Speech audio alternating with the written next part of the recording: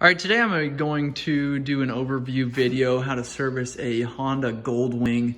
This is a 1000. This is a 1977 model, and there's a string of Goldwings from the mid 70s to the late 70s that were all almost identical. A couple of the trim packages were a little bit different. I'm going to kind of give you a full disclosure here. This bike came in with I would say 6 other bikes similar to it. Some of them have been dismantled on pallets. We've kind of gone through, cleaned up parts, going to offer some of those for sale. This bike here is more than likely going to be stripped down for parts. It is beyond repair, but I just wanted to give you a quick overview of this bike.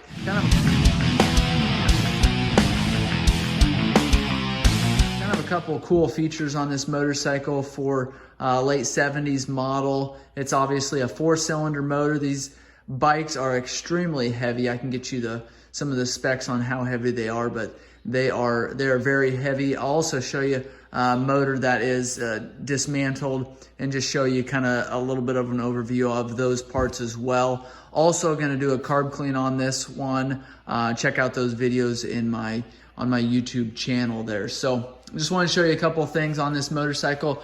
We've got what you would think is a fuel tank here underneath of this housing here, this cover, but it's actually just that. It is just a cover. We've got a key that I'll show you from the other side, but you've got to undo this key here to lift this lid. The seat on this one has got 2 bolts that come off of here, and I don't know that all these older Goldwing 1000s are going to be like this. I've seen several different seat styles, and I think that probably is part of the trim package as far as I know. So this one, there's just 2 12mm bolts to pull on either side. We can slip that seat off, and I'll show you underneath that seat here in a little bit.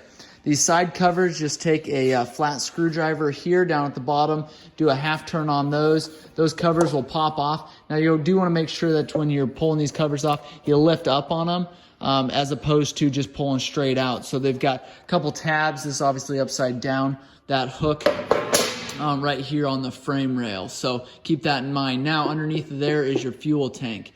So fuel tank drain on this side here. Obviously you're going to want your bike propped up or even kind of slightly over to the right side if you're going to drain that fuel tank. It's not clear on the bottom, which I wish it was. But you can pull a lot of fuel out just by pulling that drain there. Got your rear master cylinder reservoir here, runs down to your rear brakes there, which is going to be on the other side. But here's your pedal here and your brake light sensor, which is here. This side, which would be, again, your right side, you've got your fuel pump on this side. Your fuel lines run in, and I've seen on another bike that I've restored on this Goldwing here that these fuel lines are completely corroded and destroyed. I've actually had to take this apart, clean it up really well, and I'll show you those carburetors, like I said, on a different video. Got 2 spark plugs underneath this cap here. You can kind of pull these both out together, and there is your spark plugs underneath of there. As you can see, this wire is destroyed, and so if we're going to restore this bike, we're definitely going to need new caps on there. So that is the right side there going around. Here's your one of your horns on this one on the right hand side there. Easy check, just pull that clip there. You can test those horns pretty easily, even if they're off of the motorcycle. So liquid cooled bike here. You've got your radiator here, and behind there, I think you can probably see a little bit better on the other side, is your radiator fan.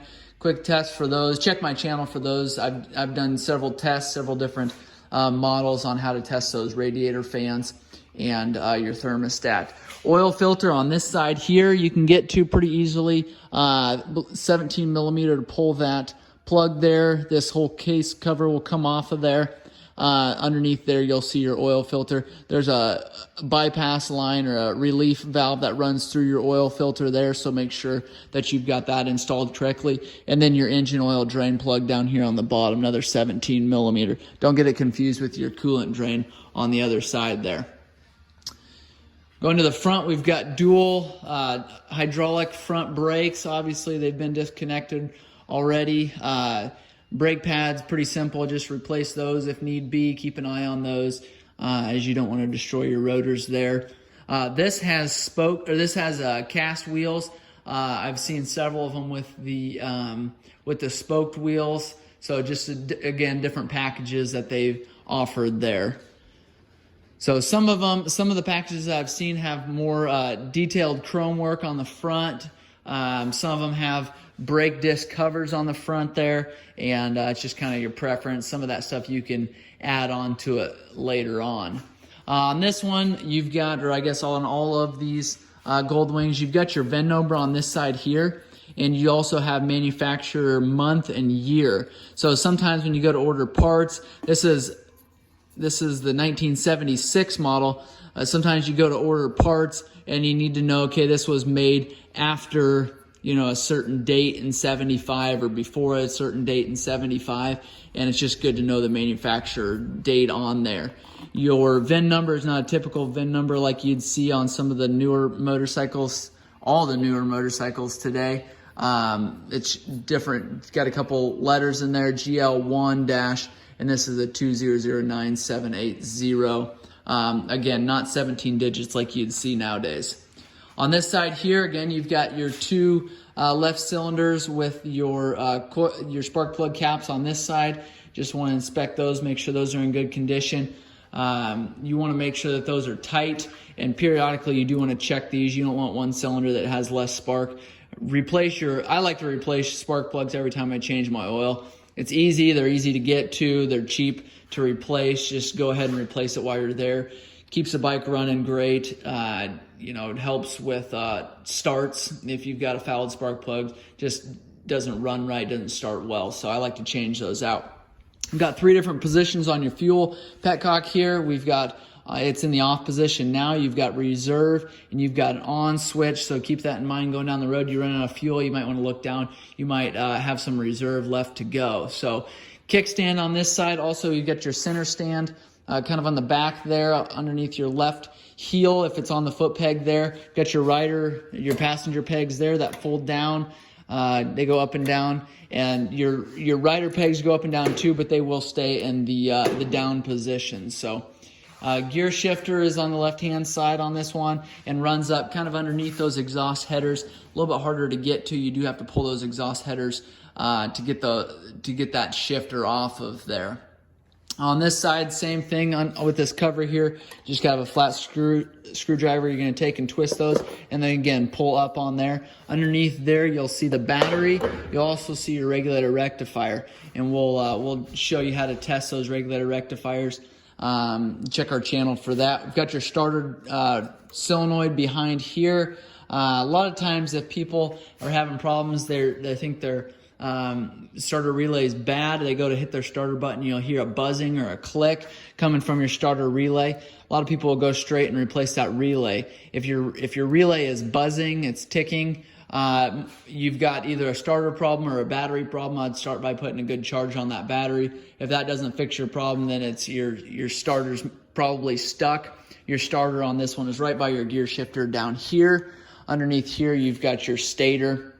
Underneath this cover here, which somebody's already started to remove, is your points. So we'll do a separate video on how to adjust those and replace those, so keep an eye out for that. This one has Progressive shock on here. Progressive Suspension is the company that makes this shock. Why that was replaced, I don't know, but they are aftermarket shocks on here. This is a little bit different on these Goldwings. A lot of times the differential and the drive shaft are on the left-hand side. This one's got it on the other side. I'll show you how to replace that fluid, but it's got your hydraulic brake assembly over on the left-hand side here. Here's a helmet lock. Use your key from your ignition switch to open that lock. I don't know, sometimes these get swapped out. This one must have got swapped out. It doesn't turn all the way. So just twist that back. It'll pull that arm back. You can put your helmet hook in there and then go ahead and twist it back to the closed position, locking your helmet there. You do want to be careful if you've been route riding. A lot of times what happens is you set some of those straps dangle down and they touch on your exhaust. Just want to be careful of that. So pulling that seat, I've already showed you how to do that. I just want to lift that seat off of there and show you underneath. You've got your tail light wires that run on top of your fender here connect here. We've got your fuel level sensor here, up top here. To undo this cover, take your key, stick it in there, and that will pop up. A lot of times, kind of some newer technology here, but it'll stay open, which is handy to put fuel in, is right here. So you're gonna have to be able to open this to get to your fuel cap here. And again, that tank runs back here. It's not typically up front like you'd normally see on these motorcycles. So underneath here, we've got a storage tray, license, registration, any kind of wallet, stuff like that you can put underneath here. And easily you can pull this out, and directly underneath that is your air filter. So change and clean that up as often as you change your oil. Another cool feature about this is you can see this one's got a screw in here. On this side, it's got a knob. It's supposed to have a knob, because what you can do then is unscrew these. And I don't know if this is all going to function right. I actually didn't pull these first. Okay, well, that's just going to drop down there. What it's supposed to have is a couple pegs down on the bottom there. I'm holding this cover up at this time, but you're supposed to have a couple pegs there, and that's just supposed to sit and lay down layer like this. It's actually supposed to have a cable that sits right here, so you can just leave that cover. It'll set like this. Underneath here is all your wiring and all your electronics, and we'll go through this in a separate video on what all these electronics are. These are a lot of different relays, go to different positions here. Here's your regulator, so it controls how much power goes to your battery from your stator, which is down here, your alternator. And then behind there is your ignition coil. So there'll be two separate coils for each side of your cylinder block there. So again, just different relays here. This one says lighting. There'll be blinker relay. There'll be horn relay. You've got your fuse box here. This is obviously your older style fuses here. And these look like they've all been pulled out for whatever reason, but underneath there it'll say, and I just will do a kind of a pause there so you know which fuses go where if your sticker has been rubbed off here. So just wanted to show you all that before we go up to the handlebars and show you a couple of different features there. I'm gonna go ahead and shut this for now just to get this out of the way.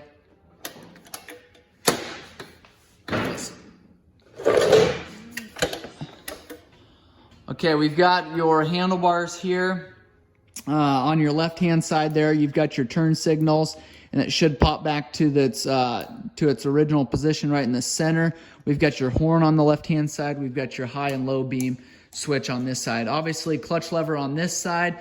You can adjust that clutch lever if you've got it engaging too soon or too late. You can adjust that by this screw here. You've got a lock nut here. You can adjust this in or out depending on what you need, and then don't forget to lock down your screw again. This bike here has 76,316 miles on it, and then you've got a resettable trip here down below that you can turn this knob here. You turn it forward to zero it out, go all the way to zero there. So your indicator lights there, tail. We've got your indicator lights here. We've got neutral, high beam, oil light, turn signal, which direction's going there. You've got your temperature gauge there, goes from cold to hot, and then your RPM tachometer, your RPM gauge here. Again, you can see it red lines at 8,500 there. So on your right-hand side, you've got your run on-off switch here. And then you've got your starter button supposed to be down below here. You've got your two throttle cables coming out of here, your pull and your push, and then you've got your master cylinder reservoir up here. Takes DOT3 fluid, just hydraulic system that runs down, splits right above that front fender there and goes to each cylinder. Ignition switch here, you've got off, on, and park, so that your parking light will be on if you turn it all the way to the right. You got your choke lever, your choke knob underneath your speedometer here. You pull it, and again, when we go through those carburetors, I'll kind of show you how that functions down at the carburetor. So You got your mirrors on either side. This style has the round, I believe about 4-inch mirror, and those have got a locking bolt down here so you can adjust those accordingly. Fuel gauge is here. I showed you where it was at on the fuel tank for the sensor, but here's your fuel gauge here. Just keep an eye on that. Your differential fluid, I'm going to go around to your right hand side there. I wanted to show you how that is changed there. You've got a cap here, 17 millimeter cap, and then down below you've got a 10 millimeter drain plug there. And you can see we've got some rusted out holes here on this exhaust. But tip your bike up, put it on the center stand, and drain that fluid out here, this 10 millimeter drain. And then when all that's drained, it'll go fairly slow because of the weight of this oil. This is an 80 weight oil. It's a hypoid gear oil, and I'll show you what we use for that. But then when that's finished draining, you put your bottom drain plug back in, and this cap will hopefully already be pulled. It helps it flow a little better if it is. And you fill that up until oil is at the bottom of your fill cap there. So you should be able to see exactly where that oil is, and I'll get you the specs on that. And then I showed you where that oil filter was up front there and your oil drain plug. And then on this one, you've got on the right hand side there, you've got your fill plug here. You got your fill plug here, and we've got a sight glass down below there. You can see underneath of your brake pedal there, and you want to make sure that it's right in the center of that sight glass. You want to make sure your bike is up and down. What I typically do is put a couple quarts of oil in, and I'll run it for a minute or two. I'll shut the bike off, let it sit for a minute or two, and then check where that fluid is. What you don't want to do is put your oil in and check your sight glass there. If you change your oil filter, if you haven't ran your motorcycle yet, what happens is that oil doesn't get distributed to the different areas of the motorcycle, to the engine there, and it'll give you a false reading. So I like to always start it and run it for a minute or two, and then shut it off for a minute or two and let it sit there and kind of settle so you know exactly where it's at.